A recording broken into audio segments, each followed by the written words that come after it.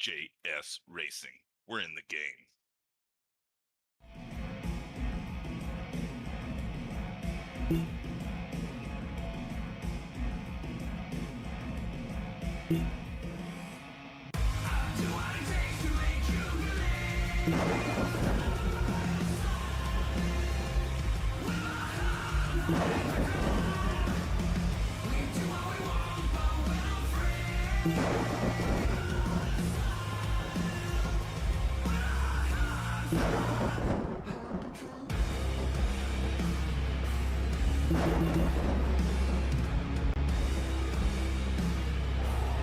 Gentlemen, start your engine!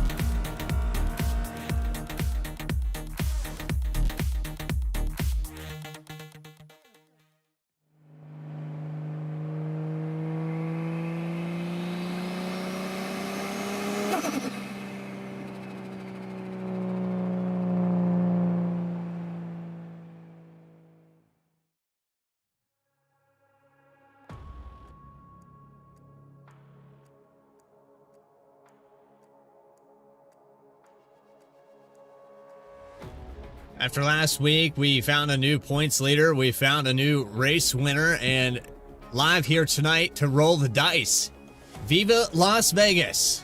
Las Vegas Motor Speedway for the 2025 VRX World Cup. Presented live here tonight by Moza Racing. Luck Kicker,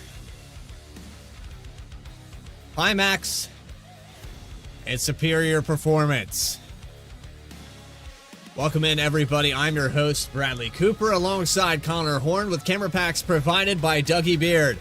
Connor, last week, Daytona, it was a thrall, it was a gamble.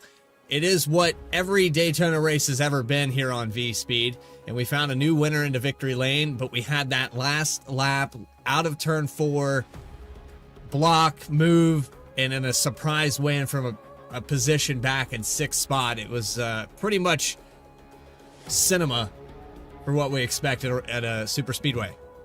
It's definitely what we expected. I mean, the winner only leading 1 lap, that's peak Daytona, and it belonged to Christian Key after 50 laps last week. Not the points leader, but one of our winners, both of our race winners, tied for 3rd in the points. Brian Hennings with no wins, however, one of only 2 drivers who finished top 10 in both races. That's why he's leading the points. Renee Hasp, Doug Helfer, Mike Shivers, Kenneth Blackburn, a lot of other drivers. I mean, look at the top 10. They're only separated by 12 points. I mean, there's no separation really at all, which is kind of not too surprising considering our first 2 races were really draft races for the most part, but completely different challenge tonight at Las Vegas. Draft will still matter, but you're going to be doing a lot more searching for grip tonight. A lot of ties here in the points as well as you go through this top 20 and then back to 30th with Shane Loveridge in 29th position without any points this week. So a few drivers that haven't been able to make the field. But starting here tonight, it's new name up front. And so we look at the consistency with Brian Hennings leading the points. He's going to start up here in the top 5. But you have Philip Willis, who performs really well at tracks like this. I'm excited to get this one going. Take a look at our track map at Las Vegas, and this opened back March 30th, 1996. It was a lot flatter when it originally opened up here, Connor, but the banking has changed. It's progressive, 20 degrees in the turns. There's kind of a middle line that you can run here. If you're good at it, you can really make up some time. I believe when they reconfigured it, Tony Stewart said it was a horrible decision, but I think it's been better in the long run. It's one of the best racetracks on the schedule in the real world. I don't believe ARCA cars actually go here in real life, but it would be a treat if they did. 20 degrees in the turns. You'll see drivers running the outside wall. You'll see drivers going over those bumps in turns 1 and 2 on the bottom of the racetrack. Very hard to get to the bottom in turn number 3, but we'll see that be the main line for the 70-lap race. Pit road speed 50 miles an hour. Remember, we don't limit the tire sets. We only have 2 green-white checkers. The 65% fuel is the real kicker. It will make fuel strategy and pit strategy very, very tough for most of these drivers. With that, though, it's time to take you trackside, get the grid up on your screen, and Mike Howerton in the 51, the new name up on the pole, with a 31.54. He beat Shane Loveridge by about a 1/10 of a second. Top spot for the 51. Row number 2 goes to your points leader, Brian Hennings. Julian Conde will start in 4th spot. 5th goes to Philip Willis, with Wade Palmer the 4th, going to start in 6th. Then you have Christian Key and Doug Helfer starting 7th and 8th. Rounding out your top 10, Dan Charles, Kelly Walton in the 818. Yeah, those are just the top 10. We got a field of about 26 drivers. Renee Hasp, Ken Couch on row number 6, and we have a few other rows in behind. I believe we're getting ready to go green as we've got about half the field in there. Hudson, Kokenberg, they'll be threats to win this race once they get to the finish.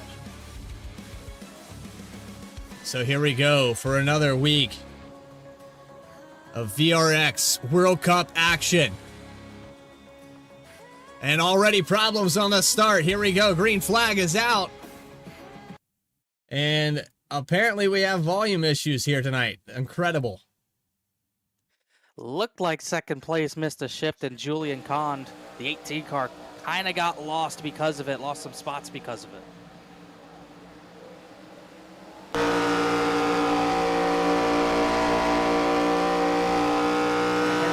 That first career win, or really the first win of the season. Is going to try to get the lead away from Mike Howerton, who's 13th, I believe, in points entering tonight, as we're going to go under the lights in the later stages of this short 70-lap race, and it's going to be a lot of side-by-side action. Like I was saying, the draft isn't going to be as important as it was at Michigan Daytona, but you're still going to want to be in it, but that dirty air might be worse than ever tonight. already competing for the lead. As Brian Hennings gets to the outside, we fixed our audio issue and got the controls working again. I'd like to thank Stream Deck for their recent updates and breaking everything. If it's technology, it malfunctions. Last week we had what I would call probably the worst broadcast I've put out in a long time. So I'd like to apologize. Yeah, it's because you weren't here, Connor, for sure. It's okay. I had to type a probably 3-page paragraph of how I was ashamed of what I made, but A 3-page nonetheless, paragraph. 3-page paragraph. call That's those what it felt like. essays. Yeah.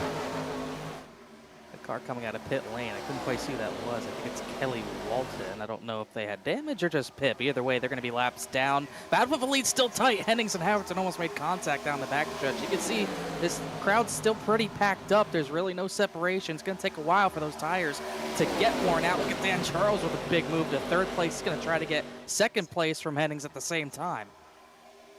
You see right there with 3 wide coming through 3 and 4, the transition off the banking of 3 and 4.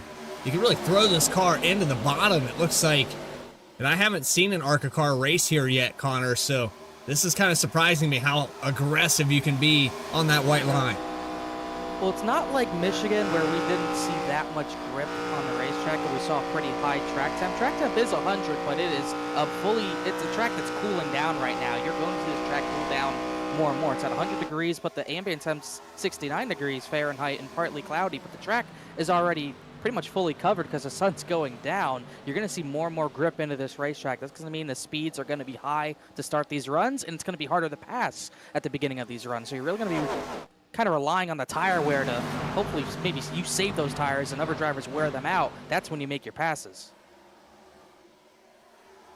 Off of turn 4, Howerton tags the wall, but you can see him kind of single file out here in the top 10. A little bit side-by-side action back here with Philip Willis. He gets by trying to pass Renee Hasp and Shane Loveridge all the way back to 7th. Started up in the top spot there on the outside of the pole. Maybe in tire conservation mode, not entirely sure here. I'm sure it's going to be some drivers trying to conserve those tires. You want to conserve those tires, you're going to try to be painting the white line around the entirety of the racetrack. And later in the run, when you get lower on your fuel, that's when you're going to start moving up the track, trying to take advantage of those drivers who didn't wear their tires out. Loveridge in that 7th position. I believe he's from Australia, but you can make your location anything on iRacing now, so don't know for sure, but I assume he's being truthful. As you look through the rest of the order, how they started, Hunter, Connolly, they're back there in the order a little bit. Kelly Walton's 3 laps down. Jerry Connolly's 24th position. And it's still pretty frantic at the front, but Mike Howerton's starting to pull away just a little bit. That clean air, and that's been the truth here on iRacing with any car that we go. Clean air pays dividends. You can run your own line. You don't have that push, that aero push that we get. It's that sensitivity of the aerodynamics on these cars. When you're yawed out this much, you're really reliant on that front end grip to throw that back end around. And if you have a car in front of you, Connor, it makes it very difficult to get that bite with the front end and keep it down on your line. You have to lift a little bit more. You end up losing time, and that's why Howerton is starting to pull away a little bit.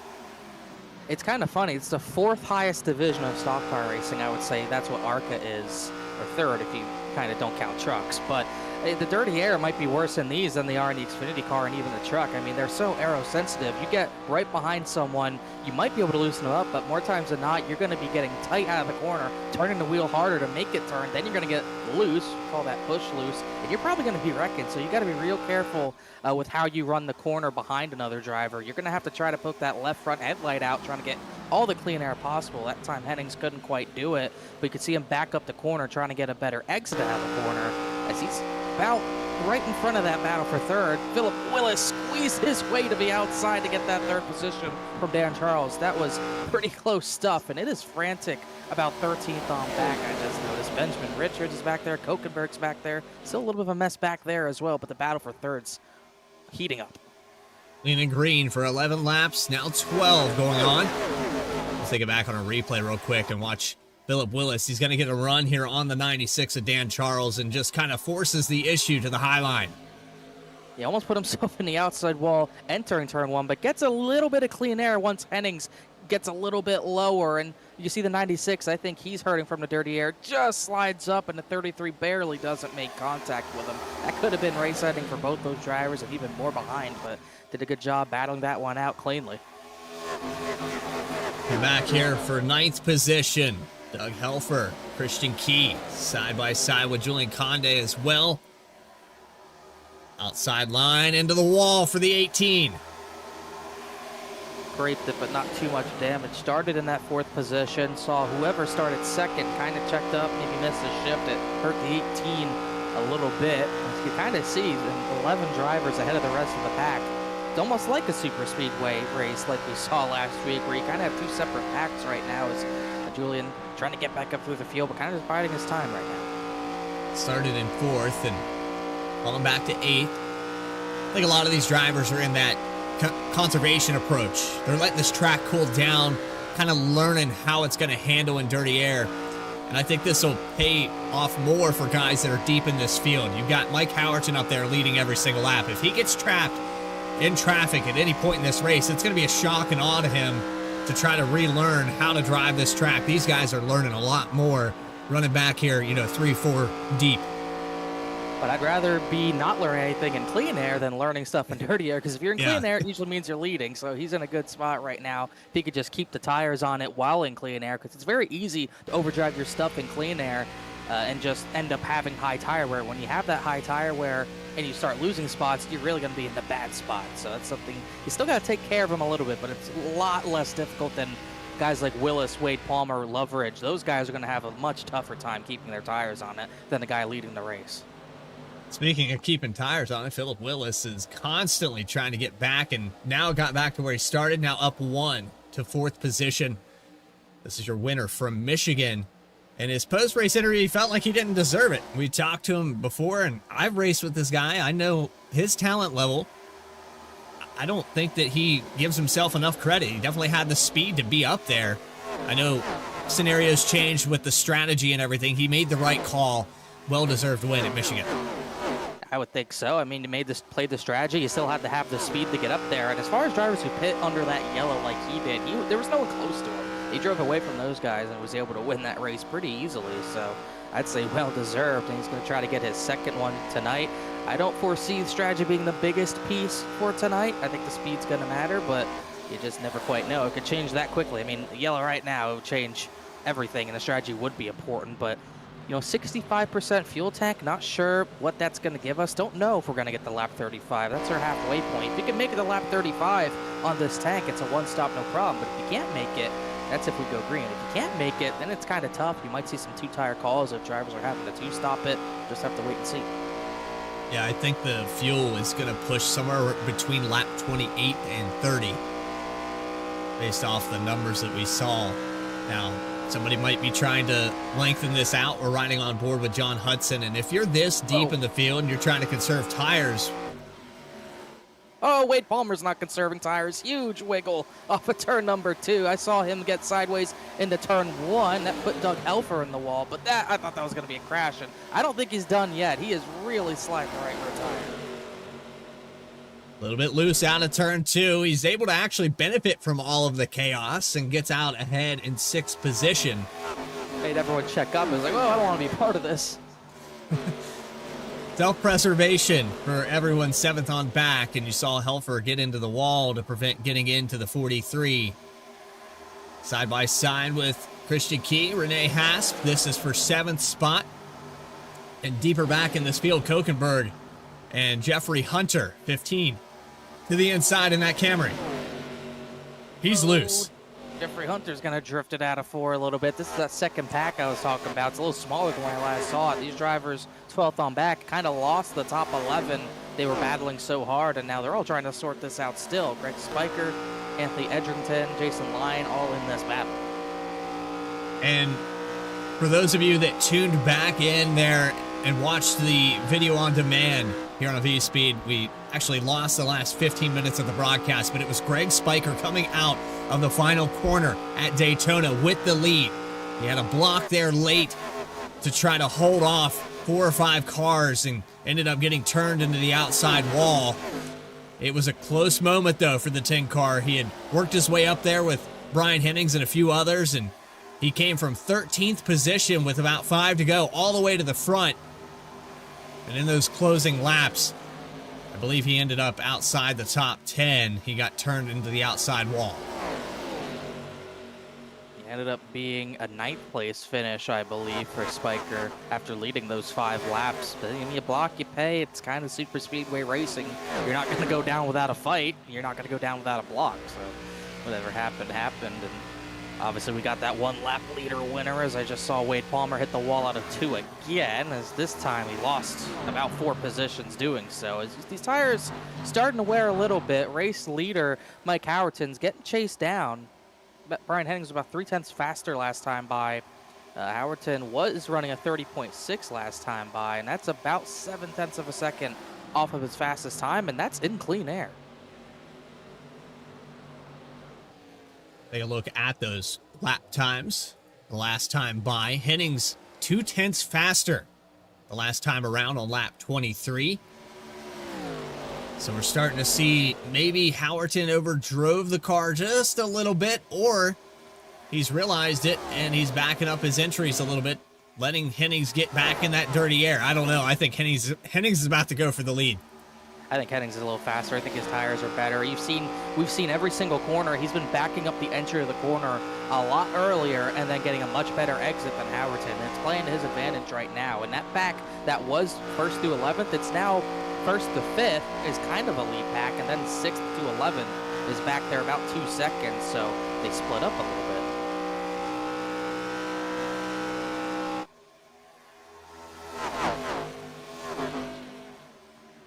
So next week, we plan to overhaul the entire stream, bring it back here in 2K. YouTube caught on to what we were doing. I don't know if you know much about the base canvas of OBS, but Connor, I was tricking YouTube for a long time running 1080p and then telling it that I wanted to run 2K and just sending the bandwidth out there, and they caught on to it, so we'll have to fix that as well. But, you know, every stepping stone that's built V-Speed, VRX has been here since the start. You look at these cars and these names. I was around here for the World Cup. I think it was their 3rd season. And now we've carried 5 different series over here at VRX. That's how long we've been around. And we've watched it grow, and all the people that have helped put it together. Henning's one of those names.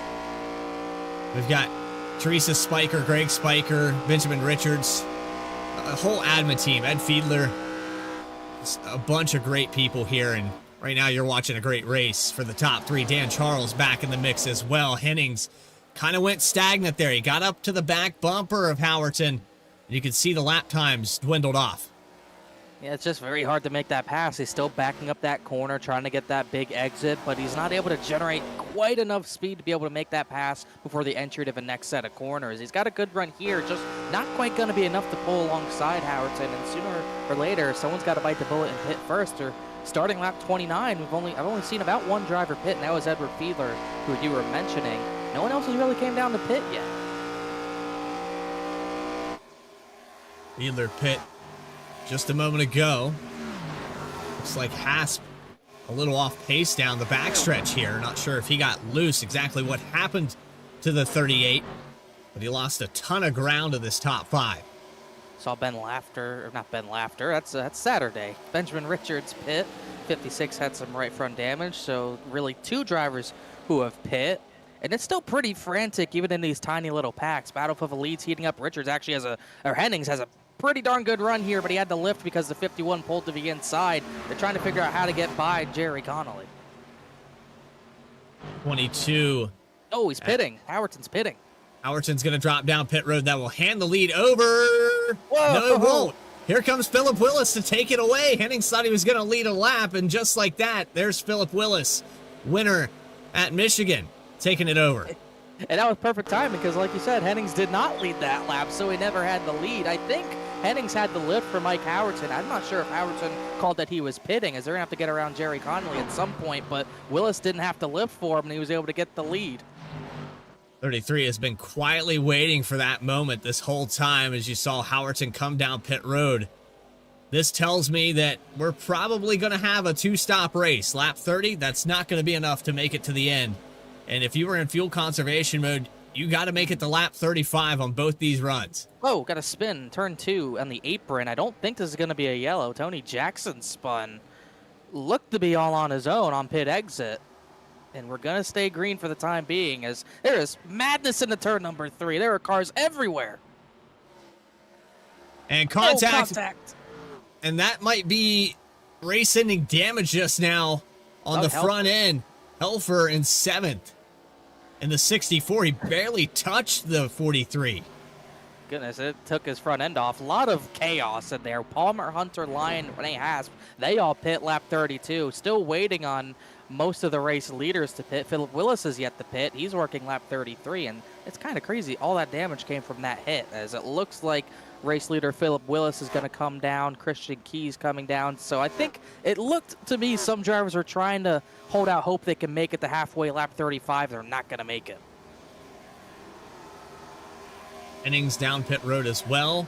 John Hudson still out on the racetrack.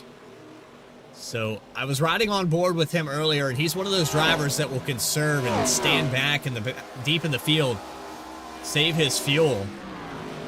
But he's going to have to do that on both ends. He's going to be just short of that mark. He's going to be right at lap 35. He's really going to have to save to do it. It is the most awkward predicament for all these drivers, as the fuel almost got them there, but got no one there. Willis is going to come out of pit lane. We'll see where this all stacks up, but pretty obvious unless you're losing too much time. You're going to have to make at least one more stop, and I wouldn't be surprised to see some 2 tires, or even just fuel only if drivers elect to get that second pit stop. I mean, wasting a lot of time having that extra stop and taking 4 tires, so we might just see fuel only. The Area 51 Ford Mustang did a fantastic job on execution. We've stayed green all the way through this one to lap 36. Howerton with a massive lead after he passes the 3 of Hudson. We're talking about 1 full second over Dan Charles, Brian Hennings battling back there with him. Just wonder where everyone's going to pit for their second time. I mean, you know, logic dictates you just went 30 laps, you're probably going to pit 60 laps, but you really don't want to pit 10 to go unless you're just taking a splash of fuel. You might see drivers only go another 15 laps or so and maybe take 2 tires or something. It's really awkward with the strategy because of how the fuel is. Hennings gets around the 96 of Charles. Philip Willis, after his execution on pit road, a little bit further behind. Not so much about getting on and off pit road, but he went an additional 2 or 3 laps compared to Mike Howerton and Brian Hennings. So, yeah, he's going to lose a little bit of time there. Those guys were probably half a second faster for those 2 laps. And like we said, that draft, even though it's not like a super speedway or a drafting track, I mean, just being in the draft means a lot. And he's got Shane Loveridge behind him, so they can kind of work together. But just having someone to use that draft in front of you to have that better run down the straightaways, it's pretty darn important. On board with the 72, riding in the top 5. Down 3 positions, started in 2nd. On the rebound now. Definitely has the speed as we ride around. We need to take a look at some of these other drivers that have driver cams here tonight. Why don't we find last week's winner running in 6th position right now? It's Christian Key in the number 97.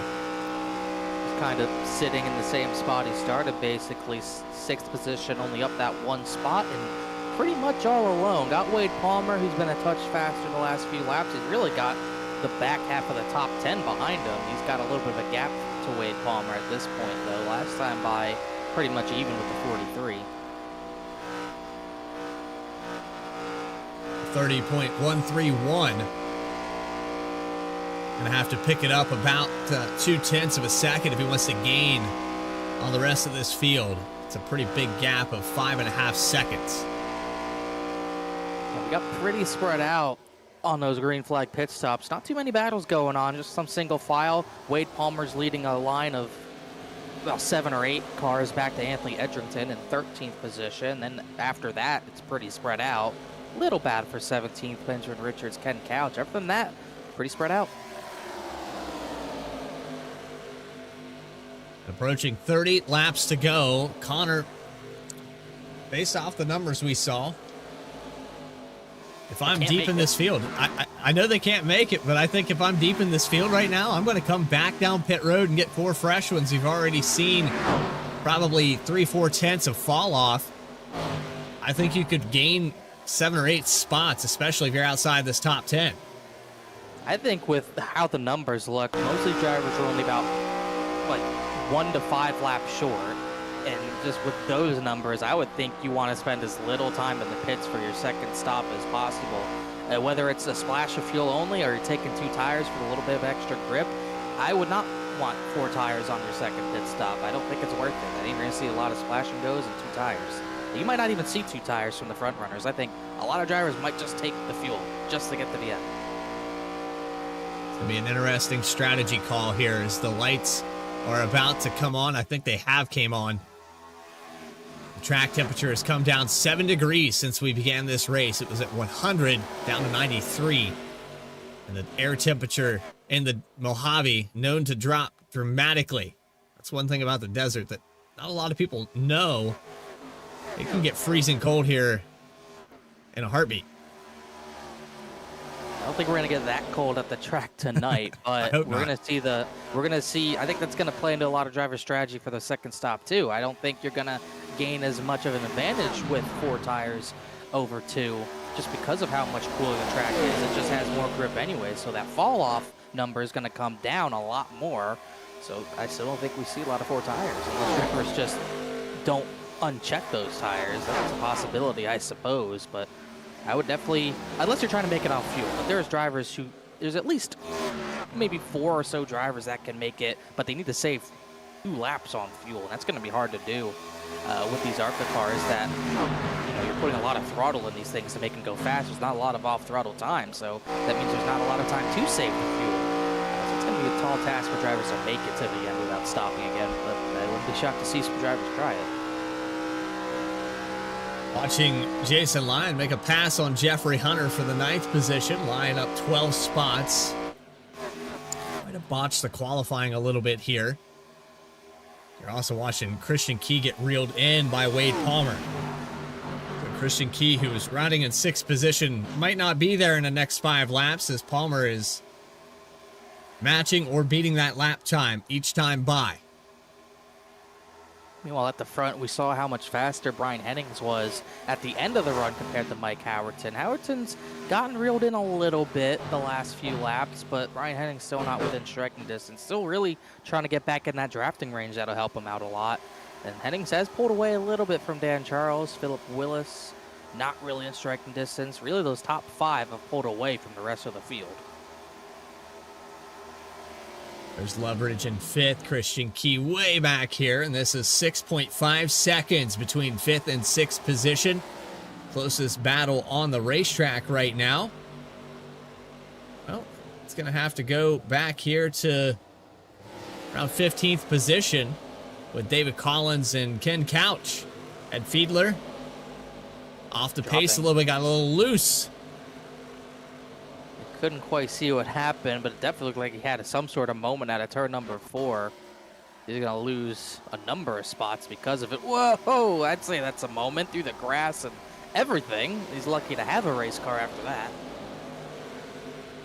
Kept it straight enough, and now he's going to probably spend the next couple laps getting all that debris off the tires. 64 to the outside. That's Doug Helfer, who has the nose piece back on this car, but again, Connor, that's just surreal to see that touch that he had with Wade Palmer. That's all it took to rip the nose completely off that car. Yeah, I don't know if it was a glitch or what, but we definitely saw the entire front end be ripped off like it was easy, which it definitely isn't easy. So we'll have to, and even with it being still on the car again, I mean, that much front end damage with how aero dependent these ARCA cars are, it's going to kill his race as he's already been lapped. He's not in the lucky dog spot, so it's really derailed his chances at a win, or at least a top 10 here tonight. But what this lap traffic's done, they really stacked up and let Brian Hennings close in big time. He gained half a second last time by. Yeah, trying to navigate lap traffic can always be a feat in its own with 20 laps to go. Connor, you were talking about the splash and go, the 2 tires, the call. the front runners. It could be something that's dictated here. If you take 2 tires, how much fuel are you putting in this thing? Maybe 3-4 gallons? That's about it. I mean, that splash of those 2 tires were going to take about 6 to 8 seconds, somewhere around there. And even then, you might only be taking that splash of fuel because the 2 tires might even take up too much time. Just saw John Kokenberg have a big slide. I saw some drivers pit, Tony Jackson pit, Edward Fiedler, David Collins. A lot of people are already pitting, but the front runner is still racing for the lead, and Brian Hennings is finally trying to lead a lap at some point. He got close there during those green flag pit stops on lap 30. This time he's making an attempt, takes a stab to the inside. 51 closes the door, gives him some dirty air. Battle for the lead is hot with about 20 to go. It's all he can do at this point. Try to just make the air as dirty as possible. That means having the biggest arc possible. Enter high and get it down to the bottom as late as you can to get that exit, but I don't think it's going to work. Hennings has a huge run this time. Going to look to the outside. Can he keep that run? Howerton's cheating up the track, but Hennings got to the right rear, and that's the biggest challenge, getting to the right rear, and at that point, this pass should be much easier, but he couldn't quite make it work, but he's still setting up that run out of every corner, hit the wall, and he's now finally going to go to the inside. He's still got the run, even though he tagged the wall, and now Brian Hennings to the lead. 51 of Howerton, acting like he wants to come down pit road to the outside of the 10. He had to get around lap traffic of Greg Spiker. Whoa, here comes Shane Loveridge way fast on pit entry. I think can't he got imagine. He might have gotten it. I cannot believe that if that's true. But Howerton, I think he's going to be a little bit bummed. He lost a lot of time on pit entry because of the lap traffic. Yeah, the 10 there, Greg Spiker was down on the apron early in 3 and 4, and the 51 came to the outside. That was navigation to a T. Nice execution, but still lost a little bit of ground. And now Hennings is going to lose just as much time. He's got traffic in front of him. I'm looking at Mike Howerton's pit stop. Looks like he's going to take 4 tires, as Shane Loveridge is. I just don't think it's the right call. We have to wait and see who makes the right call, if anyone does. Rockford, Walton, Hennings is in, obviously the race leader. We'll see what Philip Willis and Dan Charles do. Oh, this is a frantic pit road. Look at this. Chaos down pit lane. It's like it's a caution. 15. Yeah. Don't say it. Don't say it. Looks like he's taking 4 tires. I just don't think this is the right call, but if everyone's going to take 4 tires, it doesn't matter. Well, somebody that doesn't is going to look like a genius. Well, I guess we'll see. Looked like Philip Willis took 4 tires. Still going to be waiting. I think there's going to be a lot of people trying to stretch this fuel or maybe try to claim that yellow and have it cycle out to them regardless. John Hudson got a speeding penalty. He'll be held on pit road. Too fast entering the pit lane. Julian Conde, the leader now, yet to come down to pit. Doug Helfer. This goes back to what I was talking about earlier. Some of these drivers made it to lap 34, 35. If you were hard on the clutch for the beginning of this run all the way through, you just might have enough, but I don't think that's going to be the case. Just watch Hennings. Got a Car spinner sideways. Stretch. Looks like Jerry Connolly had a slide. I couldn't tell if he was trying to get the pit entry or not, but he sure slid by it. He's going to stay green. Really unsafe rejoin there. Anthony Edrington barely got around while he's battling for position with Ken Couch. Looks like 22's going to try to get it back going, but really dangerous spot to be on the track. Moment there out of turn 4. Watch here on our instant replay. Sliding, that's coming in a little hot. I don't think he was pitting. I hope he wasn't pitting. Otherwise, not even close. Tries to just save it, can't quite do it. Then comes back up, gets it straight. Tries to rejoin the race. This is the most dangerous part of all of it, Connor. Right there. Yeah. I mean, he came right up onto the track going 0 miles an hour, basically. Almost took out everyone involved in the battle for 15th. That was Edrington and Couch who went by him. That could have been really, really bad. As everything's sorted out, besides Condi, who hasn't hit yet, and Brian Hennings currently cycling out to be the leader.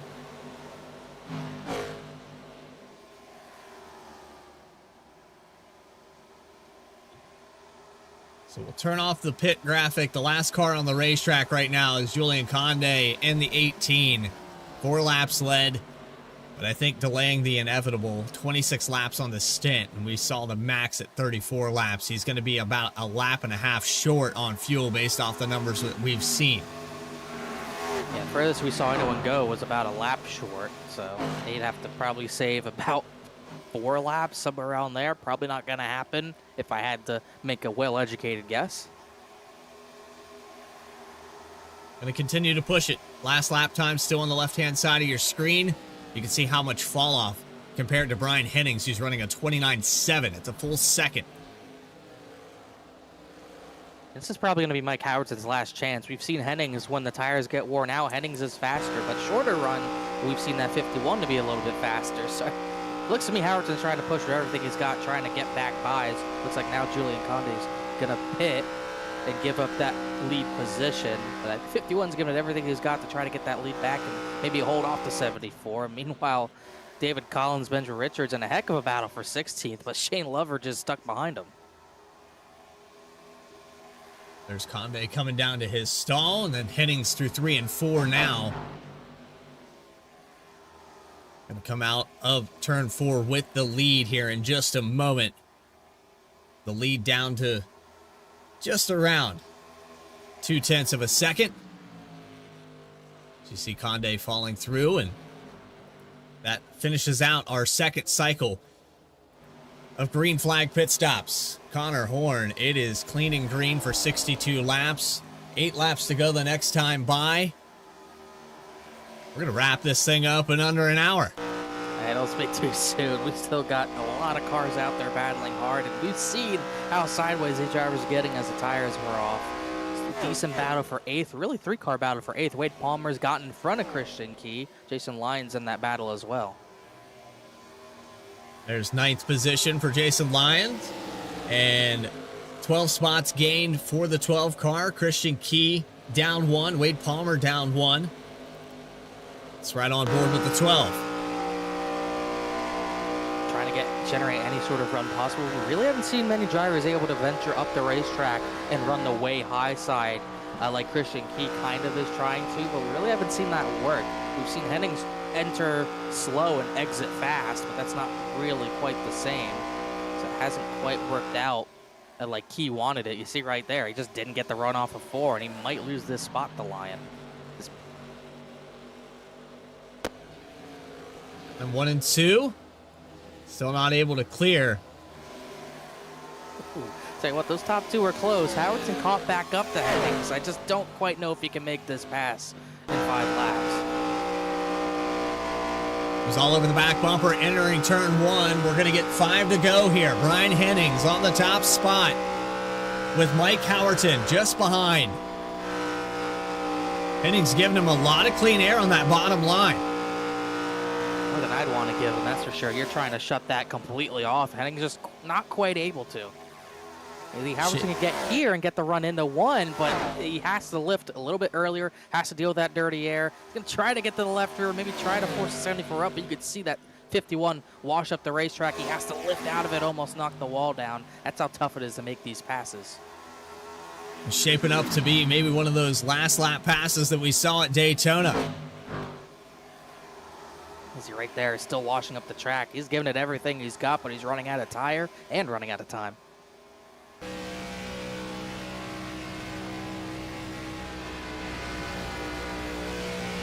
On those volume knobs, let's ride on board with Mike Howardson in the 51 with 4 laps to go. He is pushing this car as hard as it can go. Almost tags the outside wall coming off of turn 2. Dirty air starting to play a factor. There are about 13 laps on this stint. This is right in Howerton's wheelhouse for short run speed, but he might be pushing it to catch up to Hennings before this moment when he used up. He got pretty darn close. That might be all he had. This is really the time when, at least me, I'm trying to run different lines, run the wall, just figure out something. Try to find out if it works. If it doesn't, oh well. If it does, maybe you can get back to him in 2.5 laps. It'll be 2 to go from Las Vegas. Race number 3 of the VRX World Cup 2025. Caution free with 8 lead changes. The track temperature has continued to plummet. We're down another couple degrees from where we last checked on it. But I don't think any of these drivers are concerned with that. If you're Brian Hennings right now, you want one more perfect lap. One more time around. Well, Hamilton sure as heck trying everything he's got. He actually had a decent 3 and 4, but he just lost too much time the last 2-3 laps. He's not quite close enough to strike. 1 lap to go, presented by Moza Racing, and Brian Hennings has the lead by 2/10. Howerton's going to try one more effort down the backstretch. It looks like the dirty air. He just doesn't have enough for Hennings. Coming off of 3 and 4, your points leader is going to add himself to the statistics. He's going to be victorious. Brian Hennings in the 74 is going to win at Las Vegas. Whoa, they're wrecking for 14th. Richards and Collins wrecked across the line. Battle for 6th is going to be close. They're in the wall out of turn number 4, battling for 6th. Christian Key is going to get them all. Oh, what a finish that was. I looked up in the battle for 6th. They were all on the outside wall in 4. You just saw a glimpse of Benjamin Richards in the grass. They just wrecked past the line. What chaos. And Jason Lyon maybe took some frustrations out on somebody just now. See oil all over the racetrack. Yeah, a lot of oil. That's what we'll call it. He definitely wrecked someone intentionally. It's just I don't know if he had a reason. Kind of crowding him. Kind of puts him up the racetrack. They put a 43 in the wall and it let Christian Key get both of them. I'm not sure if there's anything more to that, but that seemed pretty obvious. And then it's right Benjamin here. Richards just wrecks him past the line. There's no doubt about that. But then he had Benjamin Richards. They were a lap down, but this was the battle for, I believe, 16th position. No, it was for 14th position. 707 dives deep into the corner, side by side. They make contact there. He got colonnaded. And then right there, he just comes down on him and makes sure, you know what? I'm making sure I get this spot. And they synchronize spin through the grass. And you'll see the other chaos. That all came in the frame a little later, but what a finish for some positions there. And there's a look at Brian Hennings, who is victorious here tonight.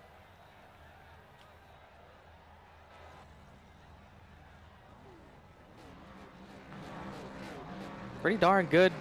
And I mean, there's no doubt he saved his stuff for the long run while still having some pretty good short run speed. And when he had the strike, he did. So we're getting some celebratory bumper cars. Yes, we are.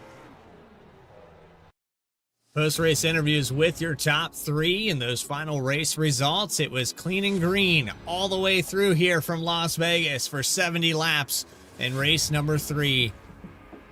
Post-race coverage for the 2025 VRX World Cup continues in just a moment.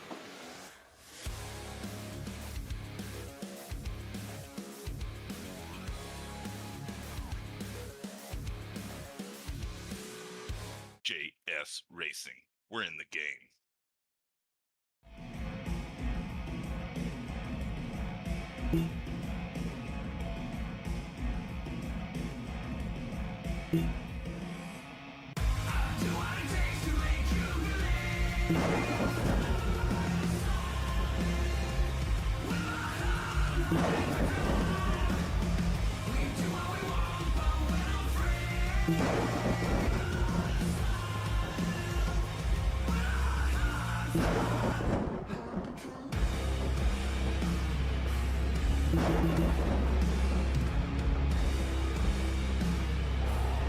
Gentlemen, start your engine!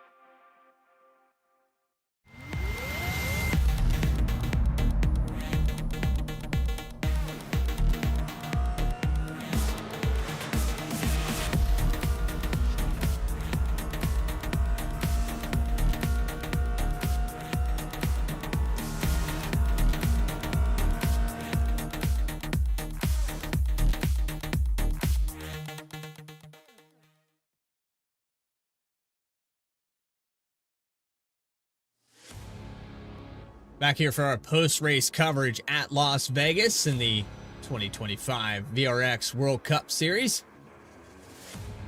Clean and green for 70 laps, 8 lead changes.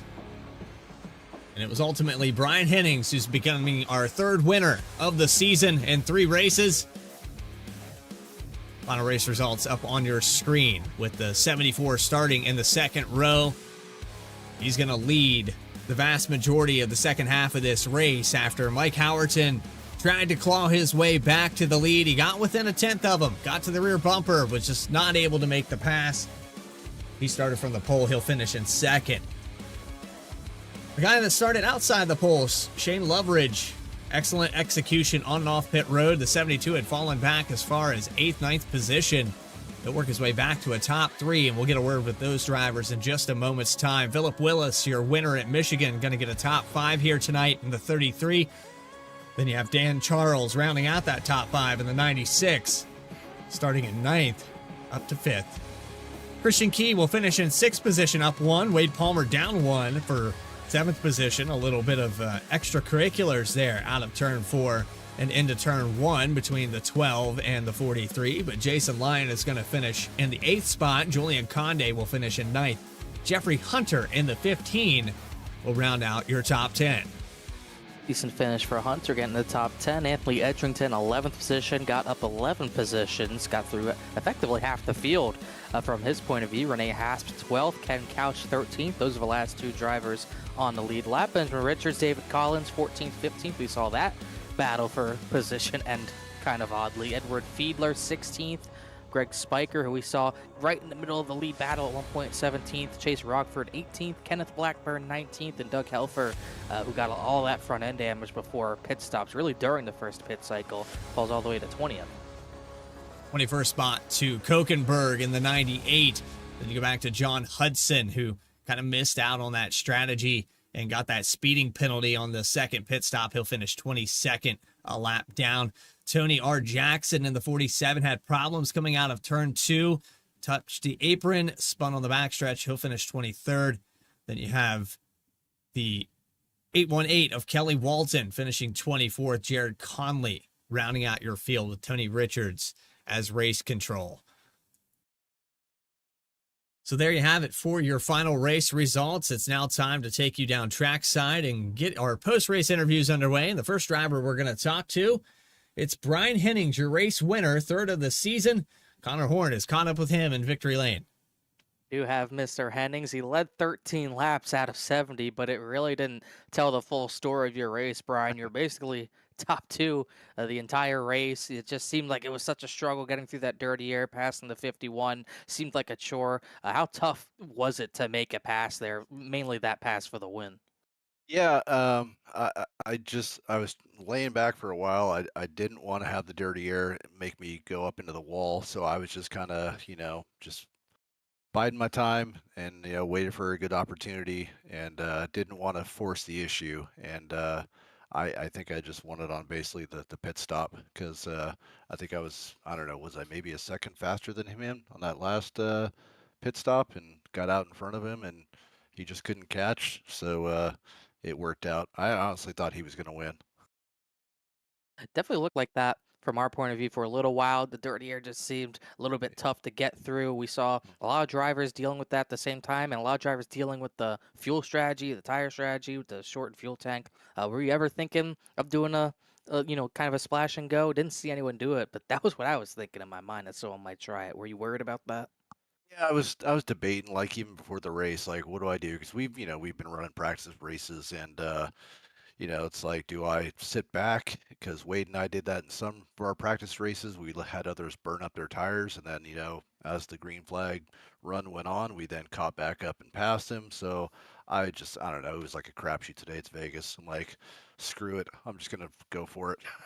Just barely lifted out and just kept plowing. And it just seemed like, as the sun went down, it got more grippier on that last run, and I was barely lifting at all. And I guess according to Mike, he was doing the same thing too. So yeah, it was a fun race. Definitely looked fun from our point of view. Definitely thought that he might have something for you, just couldn't quite get there. But congrats I on was the getting win. nervous. Thank you. I can imagine. It certainly was getting nervous a little bit. We thought we were gonna get a even better battle, but still a good battle, good win for you. Your first of the season, so congratulations on that, Brian. Anyone else you want to thank or shout out? You guys on the broadcast, can't wait to go watch this one. All the sponsors, VRX, Butt Kicker, Pimax, Moza, can't forget good old Father Mulcahy and Superior Performance. Just want to thank my teammates at VRX. I got to give a shout out to Bad Dad and Dane, who are both chilling in Vegas, probably watching right now. We wish Bad Dad was here on the track racing from Vegas with us, but yeah, it didn't work out, but it's all good. And last but not least, wife and daughter, love you guys.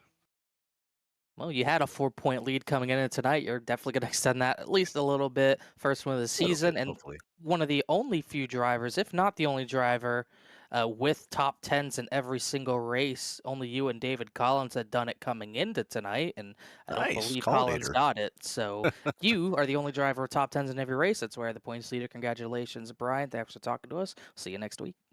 Thanks. Have a good night. You too. It's a pretty good feat. Only driver already 3 races in. He's the only driver of top tens in every race. Yeah, that's consistency, and that's what wins championships. And we talk about the prizes here with Moza Racing providing and Butt Kicker, Climax, of course, and all the things that are available up for grabs here. Want to find that happy medium? Finish in the top 10. It'll make it a lot easier in the long run. Next driver we're going to talk to is our second place finisher. It's Mike Howerton. And Mike, we didn't get that driver camera up during the race, but we got it up now. He came home second. I tell you what, though, based off what we saw there in that last stint, is there anything you could have done? A dirty air looked like it just killed your run there. Yeah, I mean, like the most frustrating thing is that I was running pretty fast laps time I got the pole and pulled ahead of Brian a bit there on the second stint, and then he come back. I burnt my tires up a bit. It was a little loose on the second stint, but the really thing that killed my race was the last pit stop. I didn't have a bad one.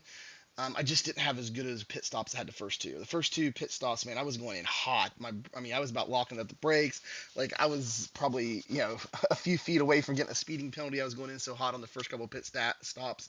And I was practicing pit stops before the race, and was doing pretty good, because I knew that if it went green, that that pit stops will be like probably one of the most important things to separate the top three, for everybody else. And so, but on that last pit stop, I just kept telling myself, don't mess up, don't mess up, you got this, right? And because I led pretty much almost every lap of the race until that point.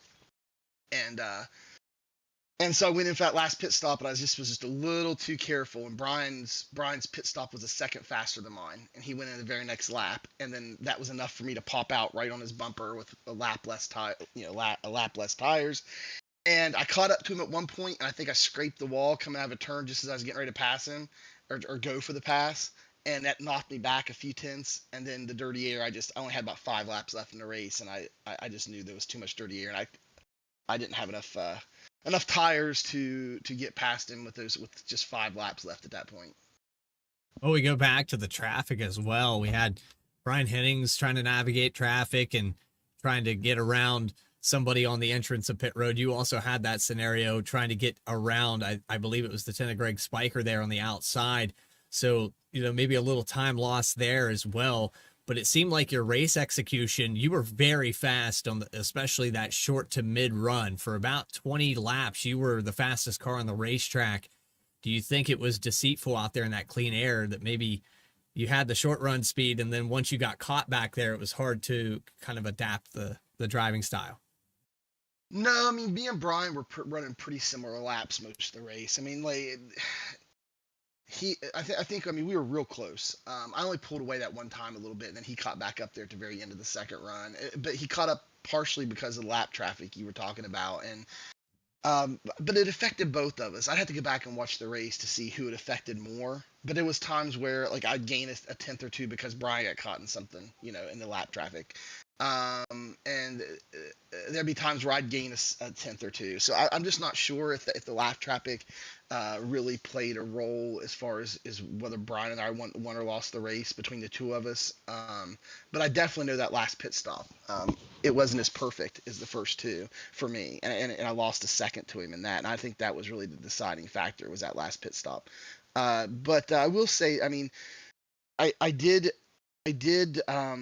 base some of my pit strategy off of lap traffic. So when Brian and I were kind of playing chicken on the first pit stop, I knew what he was doing. I was doing the same thing. You know, he was looking to see when I went in. I was looking to see when he was going to go in. We didn't want to get caught out in a caution, you know, during a green flag pit stop, and one of us get trapped a lap down or something. So we were both staying out. And then I was racing with Dan Charles down on the channel, just me and him, and I told him we were coming up on lap traffic and they were like 3 wide, and I was like, dude, I'm not even gonna try to get past these guys. I was like, as soon as we got up to him, I was like, I'm going in, you know, and Brian's right behind me, and I shot in. He went in the next lap, and same thing on the second set of pit stops. I ended up pitting. I knew it was we were splitting about 50-50, and I was debating on whether or not to run it out and just go take a splash of fuel and not take tires. Connor Horn would agree with you. Yeah, and I was debating that because you know, it would only be like 5 laps left in the race, and you were going to save, like, I don't know, you probably saved 10 seconds on that pit stop, and I was debating. And then I saw a bunch of lap traffic coming, and they were starting to slow me down, and I was like, this lap traffic's killing me. I'm just gonna go in now. And then Brian did the same. As soon as I did it, Brian went in right behind me on that second pit stop. So lap traffic definitely, I think, affected mine and Brian's pit strategies. Not that it affected it like in a bad way, but we made our decisions, I think, The adaptation and overcome the situation, the scenarios that you get put in these races, especially when they go green. 70 laps here tonight. You came in 18th in points here, Mike, tied with Jared Epker. This should improve you closer to that top 10 mark, which is where you want to be this early on. Short stint here, not a lot of races, so you got to try to maintain every single week. But congratulations, most laps led, the pole. You put on a phenomenal race. Anybody you want to shout out before we let you go? Yeah, I'm just excited about these races coming up that are shorter. You know, like mile and a half's not really short, but it's the first race we've had. It's week 3, and it's the first race we had where you can really get in and pull away. The draft's not as big of an effect as it was in Michigan, and then like Super Speedway Talladega. So looking forward to Iowa next week and all the shorter tracks. I think I have a decent amount of skill level there, so I'm hoping for some better outcomes like I had tonight going forward. And just want to give a shout out to all my guys over at Area 51. Appreciate racing with them, and we always push each other to get better. And I want to give a shout out to the sponsors who are putting them on the World Cup.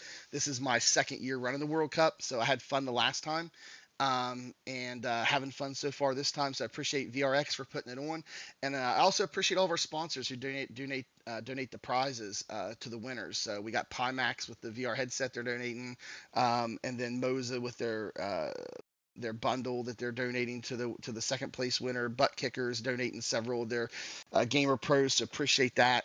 And just appreciate all the sponsors who are donating and helping make this thing happen. And I want to give a shout out to the admins at VRX for there's a ton of work, Bradley, that goes into putting one of these on, and I just want to give them a shout out and thank them for all the work they put into putting this on. Absolutely. And you guys did a great job. Yeah, we did better this week. Last week was a little bumpy, but we're here. A little technical problems. Connor Horn's back in here with us, and I think that was probably the catalyst that fixed it all. But Mike Howerton, we appreciate you coming up here and talking to us. We look forward to next week at Iowa. Thank you. See you guys then. That's the 52. Led the most laps, started on the pole, just one position short of victory lane. And we'll move on to our third place finishers. It's going to be a first for me. We're going to bring up the Aussie Outlaw. It's Shane Loveridge in the number 72. You started outside the pole here tonight, and I was a little worried for you at the start of this race. You kind of went into conservation mode or got caught off guard with how fast some of these guys were going to be. You pushed, clawed, and shoved your way back to the top 3, and you were well within your range of speed there at the bottom half of this race. What did it take, though, to get back up here to this third place finish? Yeah, at the start there, I missed the shift and struggled there. But yeah, I was just looking after the tires and just hoping for the best and see where I finish. Did a fantastic job here tonight, Shane. I know back there at the start of the race, you had fallen as far back, I think, as 8th position, and that traffic, you had to adapt your racing line because of that dirty air. Do you think the execution on and off pit road is what got you back to this situation? Yeah, I did get caught up behind a lapper the last 15 laps, which sort of let the front two get away from me. I thought I could have ran them down if I got clean air, but wasn't to be. That's a wicked paint job on that 72, and this is the first time I've had the privilege of talking to you here. So who put that paint scheme on that car first off? Yeah, myself. I done it. Excellent job. Lightning all over that. Looks good. And the Aussie Outlaw, it's got a hashtag next to it. I don't know if you have a Twitch handle or something that you do on YouTube, but the hashtag Aussie Outlaw on the side of this machine. Congratulations on 3rd place. And I know this is going to help you out tremendously in the points. Anybody you want to shout out tonight for this podium finish? Yeah, just want to thank all the sponsors, VRX for World Cup for hosting it, and to all the viewers and the broadcasters and everyone else. We appreciate you coming up here and talking to us, Shane. We'll see you 7 days when we go to Iowa. Not a problem. Okay, thank you. There you have it. 3rd place finisher here tonight. And Shane Loveridge, very direct with this conversation. Connor, I know that we've got a lot more racing left to be done. And coming up next week, it's 7/8 of a mile. Iowa, the Corn State. 9:30 p.m. Eastern time. What's in store for us here? I think there's going to be a lot in store for us here. This is really a first real test, as Christian Key was in here for a minute. That was interesting. But it's going to be a first real test. We've been at big tracks, Michigan, Daytona, really drafting tracks. Even tonight, it seemed like there wasn't a lot of off-throttle time. You're going to have to be on the brakes for the first time all season consistently in Iowa. Completely different track. You have the corners that are more gripped up than the straightaways. The tire wear is going to be a little bit weird. We might see some pretty tight racing. You might see a lot of beating and banging at a track like that in a car like this. So it's going to be really the first test to see who can figure out every track type. And even after that, you go to Pocono and Dega. So really interesting track next week, and it's going to be tough to beat Brian Hennings. Like I said, he's the only driver who's finished top 10 in all 3 races. I think he's probably going to be one of the drivers to beat for the championship this season. He's off to a good start with a 12-point gap. Well, it's looking pretty good for the rest of this season, and if it's any homage to what we're going to see for the rest of the year, this race, clean and green, it really looked good. Great product here for VRX in the World Cup 2025. If you enjoyed tonight's action, you can go ahead and hit that subscribe button. You'll never miss a single race. We have flag-to-flag coverage all season long of the VRX World Cup and the Esports Series. I'd like to thank everybody that helped make this possible. Moza Racing, Pimax, Butt Kicker, and Superior Performance, the admin team over at VRX that hosts these races. Rob Stanners for VRX Simulators, and everybody in between. My co-commentator, Connor Horn. This is Bradley Cooper. On behalf of Dougie Beard, for the camera packs provided from Las Vegas. 3 different winners so far this season. We'll see you 7 days' time at Iowa. Stay tracking, everybody.